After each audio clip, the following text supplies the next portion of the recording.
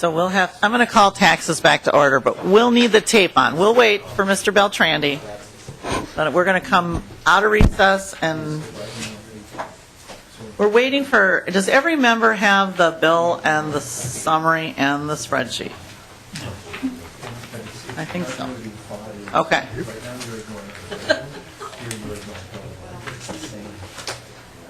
Mr. Beltrandi, is the tape on? Yes. Okay. All right. So we're going to walk through the Omnibus Tax Bill now, and we're going to ask House Research to join us at the front desk.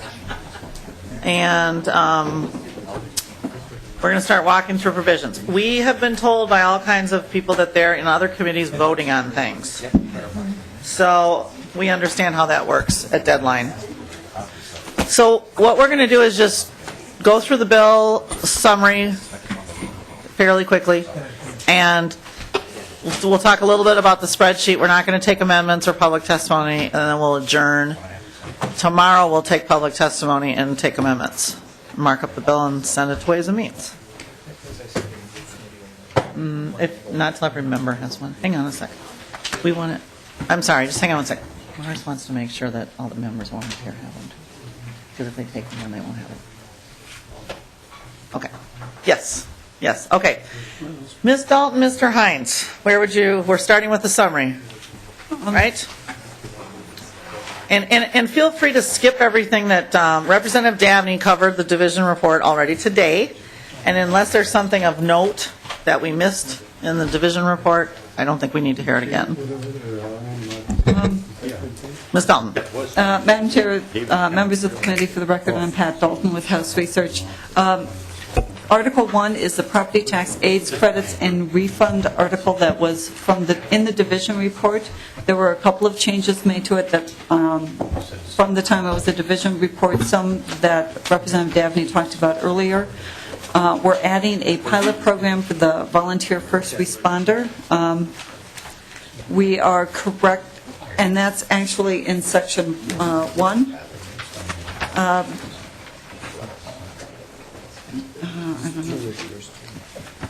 So you're on page 1 of the summary. Right.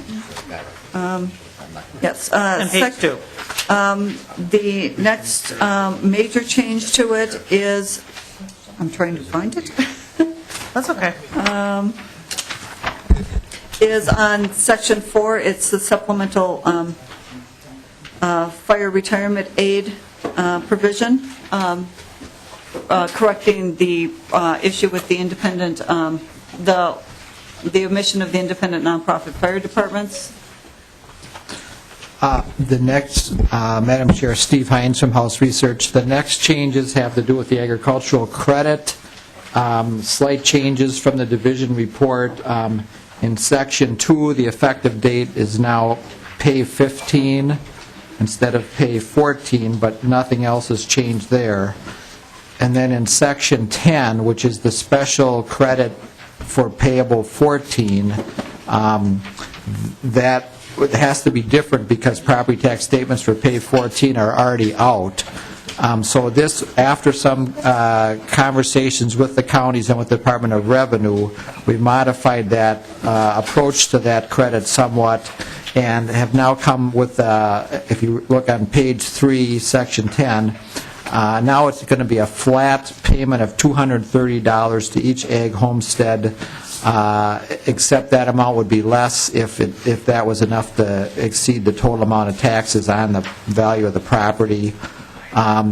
Counties would provide revenue with the information they would need to issue the credit. Department of Revenue would mail out the credit by October 15th of 2014. And we eliminated the county grant money that was in the earlier program because the burden on counties is so much less under this version.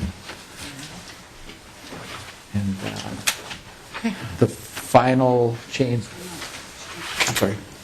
Ms. Manzi. Madam Chair, I'd just like to go back and say a little bit more about Section 1, the Volunteer First Responder Aid Program. Sure. This is new to this document, to the Delete Everything Amendment. It's in addition to Representative Dabney's committee report. This came out of Representative Savik's proposal to provide an income tax credit of $500 to volunteers, first responders statewide. Instead, this provides a $500 stipend to volunteer first responders in the South Central Economic Development region of the state for a 3-year period, after which the Commissioner of Deed is directed to report to the legislature on the effect of the stipend on volunteer retention and recruitment in comparison to what happens with volunteers in the counties immediately around the pilot area, so then we can see how this is working. So this is the first time this has been before the committee. Thank you. Mr. Hines. We're on And then page- on the last change in Article 1 would be the LGA forgiveness for the city of Bluffton, which you heard earlier today. And that's Section 12 of Article 1. Moving then to Article 2, property taxes. The first change there was to add Representative Metz's Bill House Bill 2420, which requires the Commissioner of Revenue to notify counties and cities if a utility has requested an exemption under 2 different provisions that allow them to exempt part of the property, and those provisions are found in Sections 1, 3, and 4. Those are new to the division report. You're on, can I interrupt you? I'm sorry. You're on page 4. Page 4 of the summary, Right. Article 2, Sections 1, 3, and 4 I just described. Then on the next changes would be on Articles, or on Sections 7, 8, and 9, and those were the elimination of the minor classifications, and as Representative Dabney indicated at the earlier hearing, one change that was made was that the inns on in municipalities containing state trails was dropped from the bill, so that classification is no longer eliminated. And then for all of these changes, the effective date was delayed 1 year, so now those will be effective for assessment year 2015, payable 2016. There was a technical change in Section 10, the homestead of a disabled veteran, extension to 8 years that just affected the effective date to make sure it applied to people that were already under the 5-year, that they got to continue for 3 more years. And the last change was then in the repealer, Section 13, also relating to the elimination of minor classifications, again, a delay of effective date by 1 year. Madam Chair, going to Article 3, which is the sales use and excise tax article. Sections 1 and 2 deal with the Greater Minnesota Business Expansion changes, modifications to that program that were in a bill that was heard in this committee. Actually, that's 1 through 3. Section 4 is along with, let's see if I can find it, along with Section 16, our Representative Carlson's bill dealing with death on transfer, We're supposed to be asking questions. transfer on death for motor vehicles that was heard earlier today. Section 5 is a modification of Representative Dabney's bill, raising the threshold for when people have to pay June accelerated taxes. The threshold is raised, as his bill did, from $120,000 to $250,000. But as you will see in some of the later sections, the percentage paid, which is currently 90%, has to be remitted early. That is being dropped to 82%.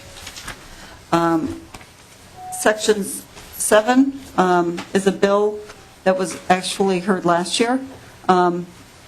It was exemption from sales tax of coin-operated devices that are basically used for amusement and entertainment, and these are exempt as a sale for resale. The actual purchases that you make with your coin are taxable. Section 8 is a provision, well, Sections 8 and 9 are related to each other. Section 9 was the provision clarifying that audio-visual online seminars are not subject to sales tax if they would not be subject to sales tax if you attended them in person. Section 8 actually was requested by the University of Minnesota after the hearing on the first bill, and they wanted some clarification to make it clear that their online class coursework would also be exempt. So that was added as well. Madam Chair, are you taking Hart. questions now or no? Sure. Go ahead. Yeah, thank you. I was wondering what the amount of the shift was under Section 11 of the Commercial Industrial Tax Capacity. Do you have any idea? You mean that what it's going to cost? Well, We're going to you're walk. shifting it to, Madam Chair, to the upper tier CI property. So how much is that shift? $20 million, 10, 5? Mr. Hines, that was a Dabney bill, so he might want to answer too. But Mr. Hines, did you want to? Madam Chair, Representative Earhart, I'm going from memory now, and I can easily check this, but I believe it was an $80 million shift from the lower tier to the upper tier. So the total CI state tax is about $800 million, and I think about 10% of that is now being borne by the first tier. But I'll verify that. Well, And get back. I was asking that, Madam Chair, because there is a category that gets CI state tax that has no income to offset the state tax, and I think it's about half of that, about 40 million, and that's the seasonal recs. Madam Chair, Representative Earhart, there's a state seasonal tax on seasonal recreational property also, and you're right, it is in the neighborhood of 40 million, a little more than that now, and that would be unaffected by this provision. This just shifts within the commercial industrial classification. It should be in this category, but that's what I was just asking about. Thank you. Madam Chair, to continue on, Section 10 of the sales tax article is the David's bill clarifying the changes on the qualified data centers that we heard earlier this week or late last week. Section 11 is the remaining part of Representative Seltzer's Greater Minnesota Business Expansion corrections. Section 12 relates to sales tax exemption for local governments. It is based on Representative Freeberg's bill, but it also pulls in a lot of things from other local government bills that were heard. The two main changes are it eliminates the illustrative list of services whose inputs would remain taxable and makes it a definitive list. Basically, we're taking everything that was in the original illustrative list, and we are adding two things, solid waste hauling and landfill.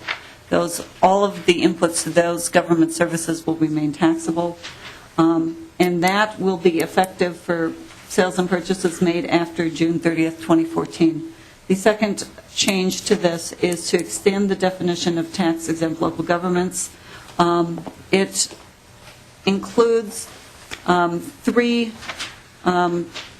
types of authorities, regardless of how they are organized, whether they are a special district, an instrumentality, or a joint powers, and those would be the housing and redevelopment authorities, the port authorities, and the economic development authorities.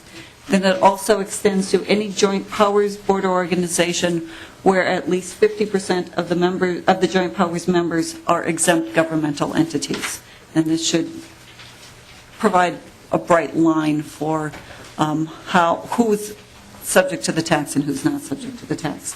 The clarification on the expansion of who's exempt is effective beginning June 30th, 2015. Sections 13 and 14 actually come from the governor's supplemental bill, and it relates to fundraising sales by nonprofits. Section 13 raises the limit on how much non-taxable fundraising sales can be done for youth and senior citizens groups from $10,000 to $20,000 annually. And it also changes it so that the tax would only be applied to the portion of sales in excess of $20,000 currently. If you exceed the $10,000 limit, all sales become taxable. This is effective for sales made after June 30th, 2014. And Section 14, there is a limit of 24 days of fundraising that nonprofits may engage in, but there have been some questions about what counts as a fundraising day. This provides a definition and excludes things like ongoing sales at stores and restaurants and ongoing sales over the internet from the 24-day fundraising limit. Section 15 is a bill we heard earlier that provides a construction exemption for materials purchased and donated by a private entity to a county library. This is affecting a county library in Marshall County. Section 16, as I said, is the remaining part of Representative Carlson's bill related to transfer on death titles, making them exempt from the motor vehicle sales tax. Section 17 is also a portion of what has been heard on the local government sales tax expansion bills. This expands the motor vehicle sales tax exemption for road maintenance vehicles currently enjoyed by towns to cities, counties, and again, joint powers where at least 50% of the members are exempt entities. The exemption applies to snowplows and dump trucks, but not cars, vans, or pickups. This will also not be effective until June 30th, 2015. Section 18 and 20 relate to the June accelerated payment, again, for cigarette and tobacco distributors and for liquor taxes. Again, the threshold is raised from $120,000 to $250,000, and the percent that must be paid on an accelerated basis is decreased from 90% to 82%. Section 19 is a tax credit for a qualified distiller. I don't know who can. Dabney. Representative Dabney's. It was in Representative Dabney's bill, and I believe it's in the way it was actually presented. Section 21 through 28 are the local sales taxes that were included in the Property Tax Division report. Section 29 was Representative Linchewski's bill that was heard this morning on Baxter Pharmaceutical effective date. Section 30 was also in the division report. It relates to some validation of prior local sales tax authority for the city of Albert Lea. Section 31 is a temporary sales tax amnesty for animal shelters, provided that they begin collecting the tax within 4 months of passage of this act.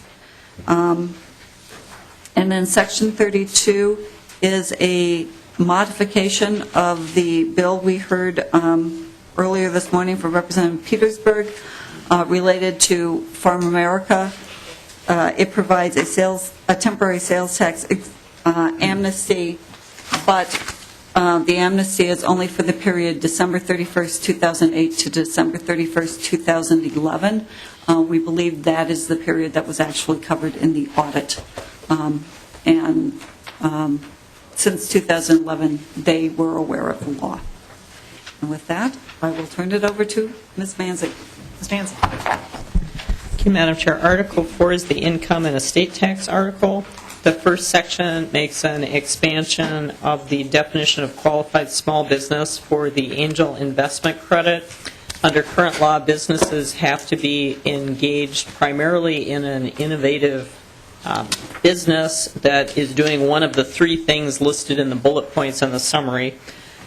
What the bill does is to allow a business that's in the fields of agricultural, tourism, forestry, mining, or manufacturing, or transportation to qualify for investments that get the credits if it's researching or developing a proprietary product, process, or service.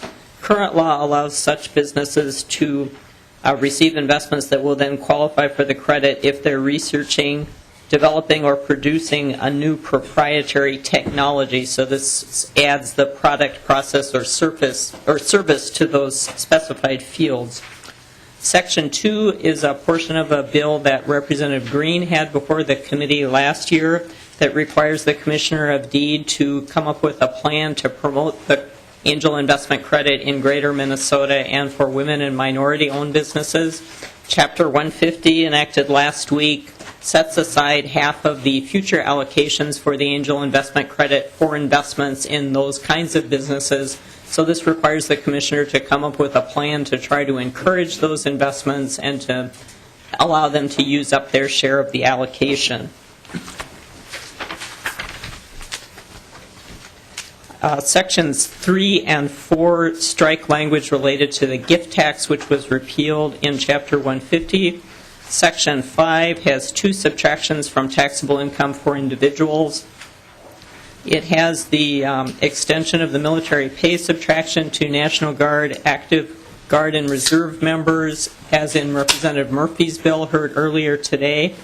And it also extends at the state level the exclusion from income for discharge of indebtedness income in the case of a mortgage foreclosure or refinancing, which was provided in the amendment to Representative Earhart's bill earlier this year. Section 6 extends the research credit to sole proprietors. This was a bill of Representative Sarah Anderson's in committee. The version that's in the omnibus bill before you is effective prospectively beginning in tax year 2014. Section 7 conforms the alternative minimum tax to the subtraction in Section 5 for the discharge of indebtedness income. And then we move to the estate tax.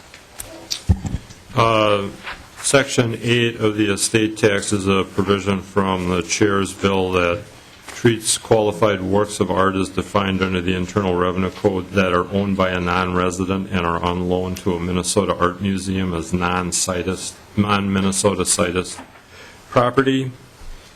Sections 9 and 10 clear up an effective date issue with regard to the 3-year look-back rule. This is the issue that Representative Albright raised on the House floor when Chapter 150 was up.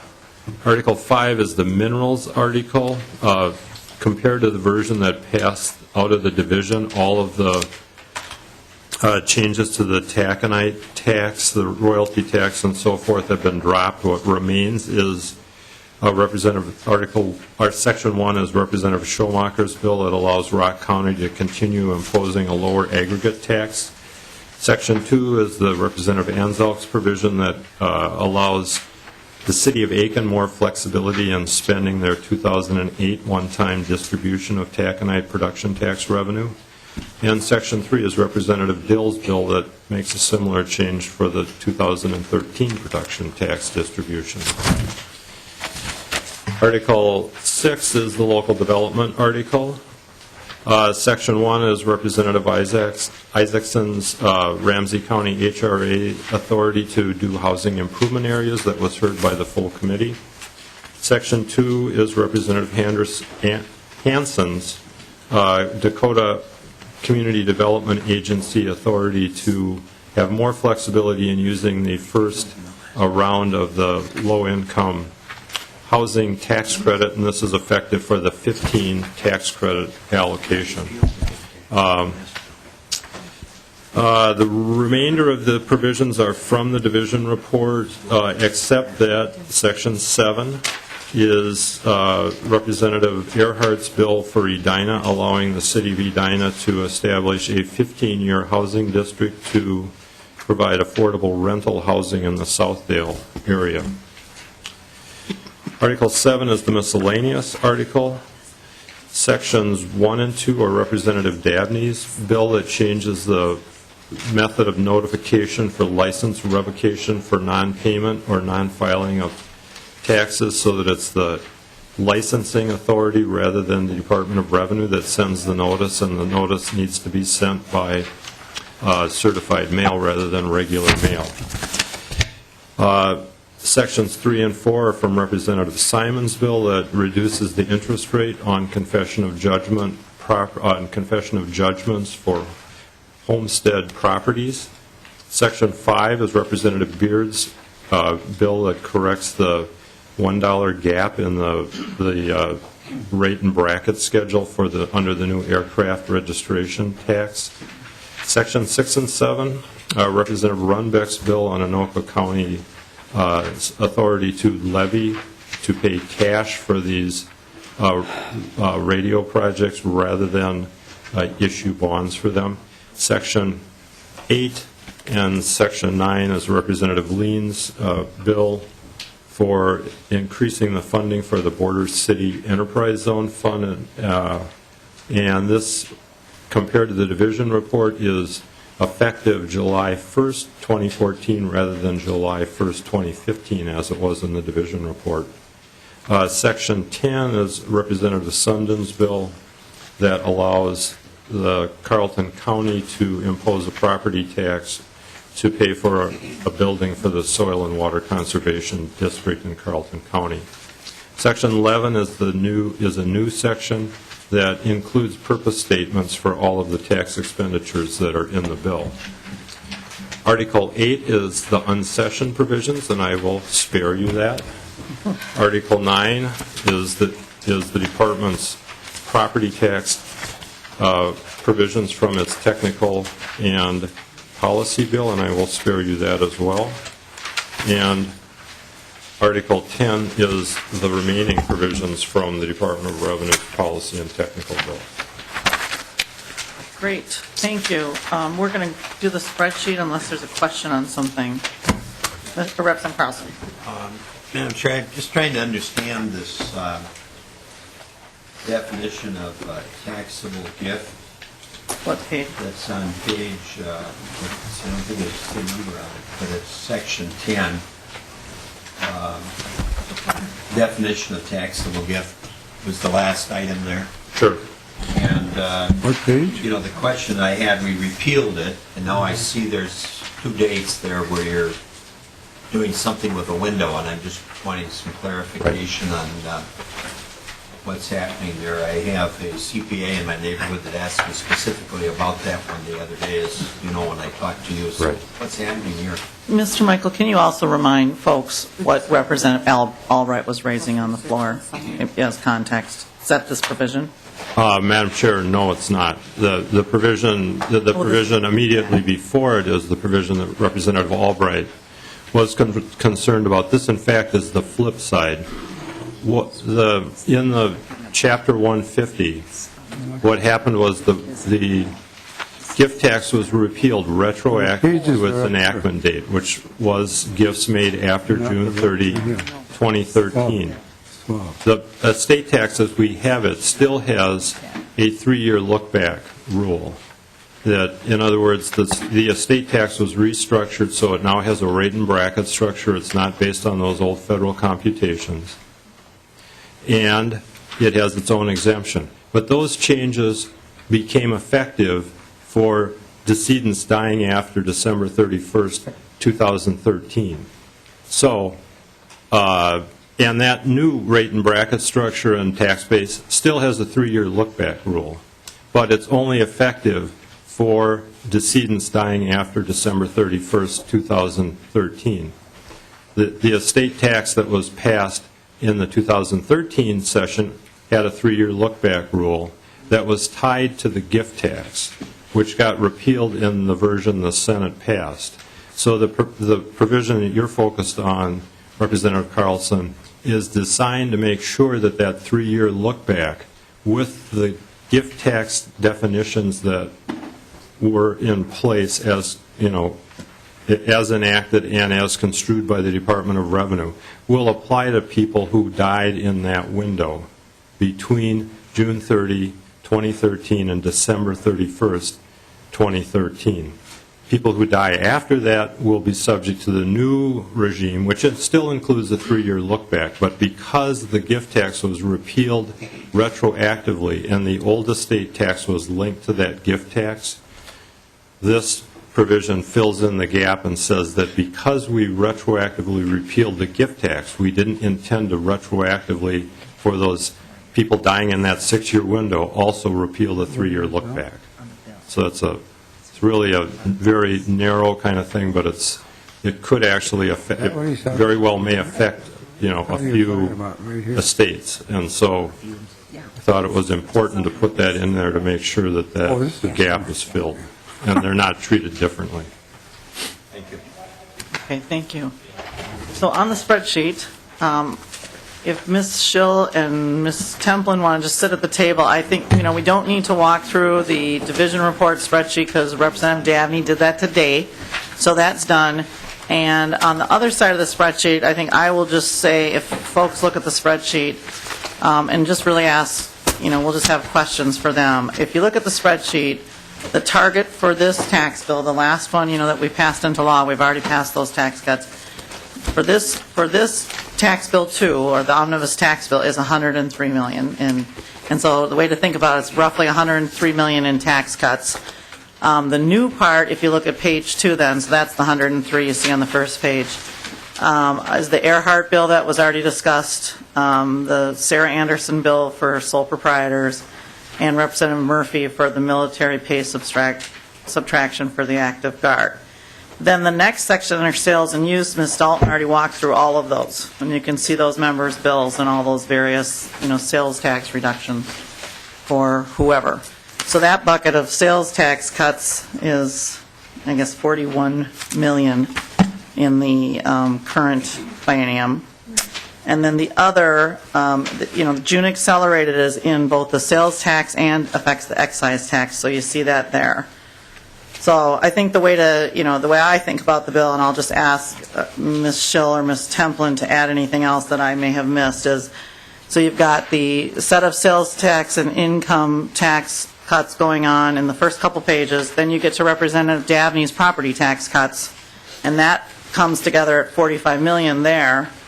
And then at the very back is the non-general fund taxes, and they're in there because people, have bills for things that are a non-general fund, like maintenance vehicle sales tax cuts, or, we heard Representative Swazinski's bill is one that comes to mind, where you're exempting the sales tax from something, and it's not a general fund item. So I'll just ask Ms. Templin and Ms. Schill to add anything to that they think is helpful for the committee, and then beyond that, we'll just have folks ask questions. How's that? Ms. Templin. Madam Chair, Cynthia Templin, House Fiscal Staff. Just for a quick summary again, for pages 2 and 3 of the total of the spreadsheet, just keep in mind again that the negative numbers are revenue reductions, and the total general fund revenue reductions in the current biennium, fiscal 14 and 15, is $58,325,000. And for the 16 and 17 biennium, the general fund reduction is $29.4 million. I should add that we are still receiving estimates from the Department of Revenue, so the numbers may shift slightly. Okay. Ms. Schill, anything you want to add? Madam Chair and members, Kathy Schill, House Fiscal. I think you pretty well summed it up. I would just note once again that the target for the division report originally was $40 million, and this version, as it comes to taxes, was $45. So the additional funds were spent basically moving up border city allocation 1 year and a little bit more money as we redid the agricultural homestead credit. It was a little bit spendier, and so that's where the additional $5 million went. Total for fiscal 14-15, $45 million, and in 16-17 we are at $78 million for 28. Okay, great. Questions for Ms. Templin or Ms. Schill on the spreadsheet? Okay. Representative Earhart. Thank you, Madam Chair. Is there additional property tax relief in fiscal year 14? Ms. Schill. That will take, in other words, this fall, or? Madam Chair and Representative Earhart, you will see on page 4, there are two provisions that this bill addresses. The first is the property tax relief lines 1 through 5. You'll see the total there. That's basically an increase in the PTR, 3% for homeowner PTR, 6% for renter PTR. That totals slightly less than $25 million. So that would be in this biennium. And the other major component you'll see there is the new agricultural homestead credit. That total is on line 36. That amount, once again, fiscal 15, is $18.1 million. So, Madam Chair, that's a one-time shot of some money that we're making available. Do I understand that? Yeah, That's not- Representative Earhart, if you look at the bottom of that page, the lines 50, 51, 52, Yeah. so you see the 45 million, that's 2014, and it's for homeowners, renters, and farmers. 45 million in property tax cuts, and then the next biennium is 78 million in property tax cuts. So yes, yet this year, 45 million to basically homeowners, renters, and farmers. Well, Madam Chair, when you look at the top of the page, 1, 2, or whatever, 3, 4 lines, it doesn't, I'm not connecting that with, you're taking all of the stuff on the page and adding that to 45. I was interested in particular the homeowners property tax refund. We've increased that to the amount of $12 million, I guess, for this. Right. Madam Homeowners Chair. and renters are 24.640. Homeowners are on line 2, Representative Earhart, and renters are on line 3. The total is just Yeah. under $25 million. But that goes away then, Madam Chair, in the next biennium? Because that's a one-time shot, am I understanding? Representative Dabney can answer that, but remember, we dramatically increased the circuit breaker and the renter's credit last year, I know that, Madam which Chair. will continue on. I'm all still going to be a those years. homeowner next year, so I'm wondering if that's... You will still get the big increase you got from 2013 Okay. forever. Well, I don't think that's the case. Well, you're right. I mean, it's true. If you get incredibly wealthy, you won't. But about 95% of Minnesotans qualify for one or the other. So if you're in the Okay. 5% who doesn't qualify, you still can you can still, Representative Earhart, you can still apply for the targeting special refund, which is Right. no income limits. And we have that too. That's not addressed. Or maybe Representative Dabney wants to jump in. Madam Chair, I think he was talking about the possibility for all of us of mortality. Representative Dabney. Madam Chair, you've covered it thoroughly. Representative Carlson. No, I Oh, you're off? was just going to explain that I thought he was talking about mortality as well. Representative Garofalo. Thank you, Madam Chair. And there was a provision we had in the Property Tax Committee where people would get checks before the end of the year. I call it the Re-elect Paul Marquardt Act. I was just wondering, so is that provision still in the bill, where actually people are going to get checks mailed to them for property tax relief? I'll let Representative Dabney answer that, but I mean, really, the only way for anybody to do direct property tax relief as opposed to payments to governments is through checks.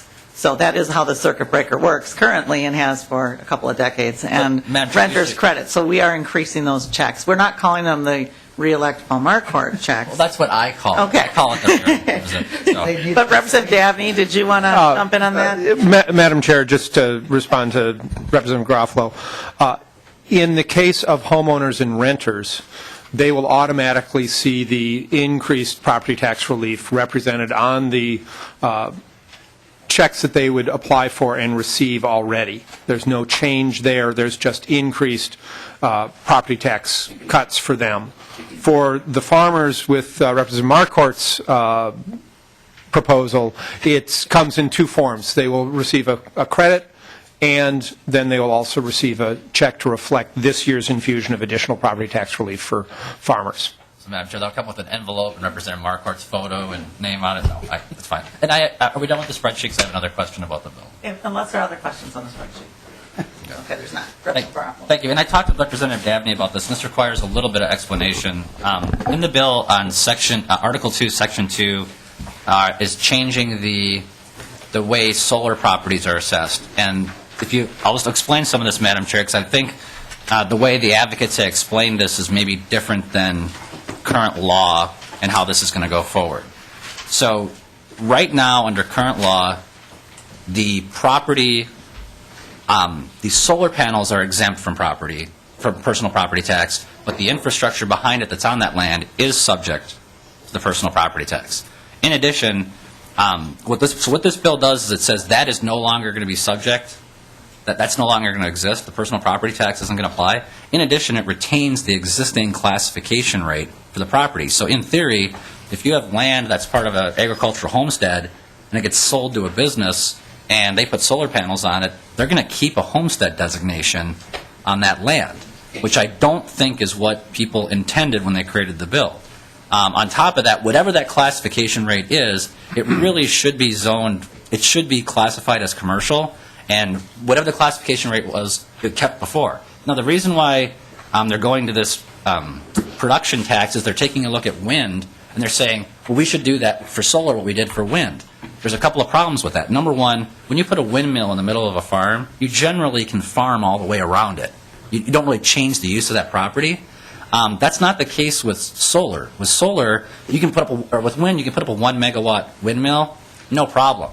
You put a 1 megawatt solar farm in, that's 6 acres of land you're taking off. And if you combine that with the fact that we now have a 1.5% solar mandate, you that basically works out to about 400 megawatts of solar statewide. That's a lot of land that we're giving a preference to. And again, I don't know if it was an accident or if it was done on purpose, but the way it was presented to us, and I spoke with Representative Dabney about this earlier, is that this is just just keeping it the way it is. We just want to make sure that it's a production tax instead of property taxes. Based off current law, that's not what these things do. The Representative Dabney was right in pointing out that rooftop solar or building solar, we don't assess that value, we don't add that value to the cost of it. And that's because the purpose of the land really isn't changing. If you have a building, it's an office, it's providing a service. When we put the panels on the top, we're not changing the use for the property. With the solar farms, we are. I mean, you're not going to be able to grow corn or have agricultural uses, and it's certainly not a homestead. Again, I brought these concerns up to Representative Dabney. I would just encourage you to please take a look at this, because while this has a minimal effect right now, when you merge it with the effects of the solar mandate, the 1.5% mandate on investor-owned utilities, I mean, that's 400 megawatts of energy. So I would just, I've been explaining to the tax people the energy side, I've been explaining to the energy people the tax side. I would just really encourage you and the majority to take a look at that, because I think there may be some unintended side effects of that provision. So, thank you. Thank you, and I'll go to Representative Dabney, and I'm learning something listening to you, never having served on energy, and I, that seems like there's something we need to look at there, but Representative Dabney. Well, thank you, Madam Chair, and first let me thank Representative Garofalo for saying most of that in English, because I get lost pretty quickly. I've never served on energy either, and I get lost pretty quickly in the vocabulary, which is, I think, why I described 1 megawatt as really, really big in the division. First, let me try and lay aside the concern about a corporation purchasing a homesteaded property and that homesteaded classification continuing. And it's worth looking into. But if you look on page 11, line 7, the real property shall be classed based on the most probable use of the property. So I don't think it stipulates that property classification, like a homestead, would necessarily continue. Ag may, but homestead may not. Oh, Representative, yes. Certainly. Just to make sure, that the problem is that we have an ag homestead classification. And so the way it states is the real property shall be classified based on the most probable use of the property if you never put the solar on there. Well, it's what the property was being used for before. Madam Chair, Representative Garofalo, again, I appreciate your raising this, and it's worth looking into, but it does not say that the property shall be classed based on its immediate past use, or something like that would fix the classification for the duration of the existence of the solar farm.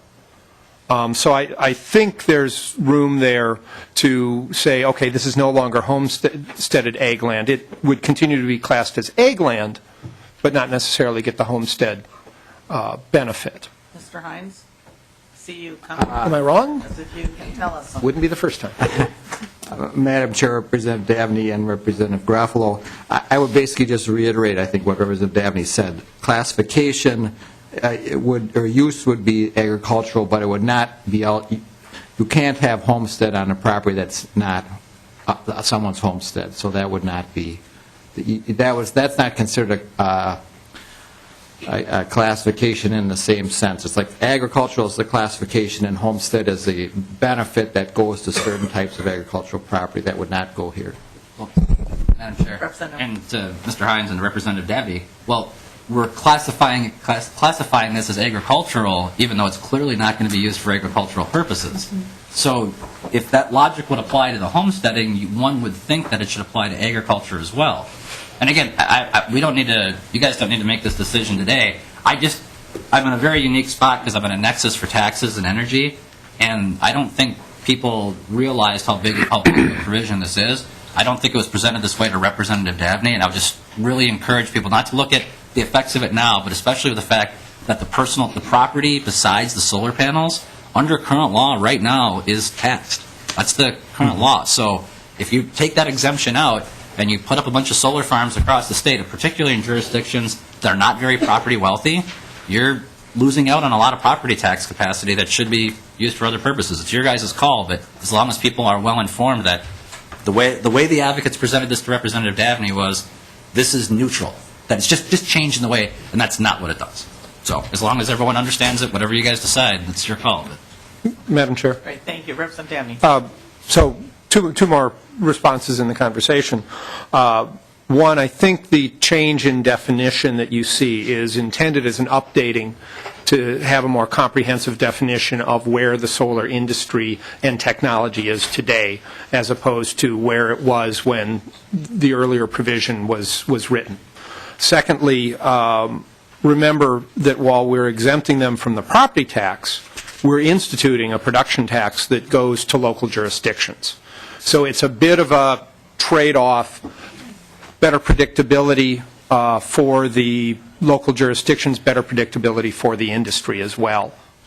And Madam Chair, that is correct, but I would just emphasize to members that one windmill can easily produce multiple megawatts on a very small footprint. Now, you may have effects of wind or vision, but the footprint of that is small. A 1 megawatt solar system or a 2 megawatt solar system, that's 12 acres of land. So the production incentive, the production amounts there are vastly different. You're talking about wind, a very small parcel of land with a $1.20 a megawatt hour production tax. When you go to solar, you're taking up more space, and that's why by plugging the solar system into the wind system, and I don't know if it was by accident or on purpose by the people who designed the bill, that's really not a proportional use of the land that's involved. It's a proportional use of the amount of energy because wind is more efficient than solar, but that's, again, your guys' call, but I just think it's important to point that out because I don't think it's been presented. So. Madam Chair? Thank you. Representative Dabney. The legislative process is supposed to be deliberative. That's true. I'm going to ask if Representative Benson will move the minutes of March 25th. Madam Chair, I'd like to move the minutes of March 26th. Great. Questions on the minutes? Not all in favor, say aye. Aye. The minutes are adopted. Thank you, Representative Benson. Further questions? Otherwise, we're going to adjourn tomorrow. We'll start with public testimony, and we'll do amendments, and we need to vote the bill out tomorrow off to Ways and Means is our goal. Representative Carlson. Okay, I just was listening to the back and forth there, and both of the people in the discussion said they had never had the opportunity to serve on the Energy Committee. I didn't have the opportunity to serve on the Energy Committee either, but about 20 years ago, I got up to here in energy issues almost overnight, and Representative Dabney probably knows what I'm referring to. Broadcast storage?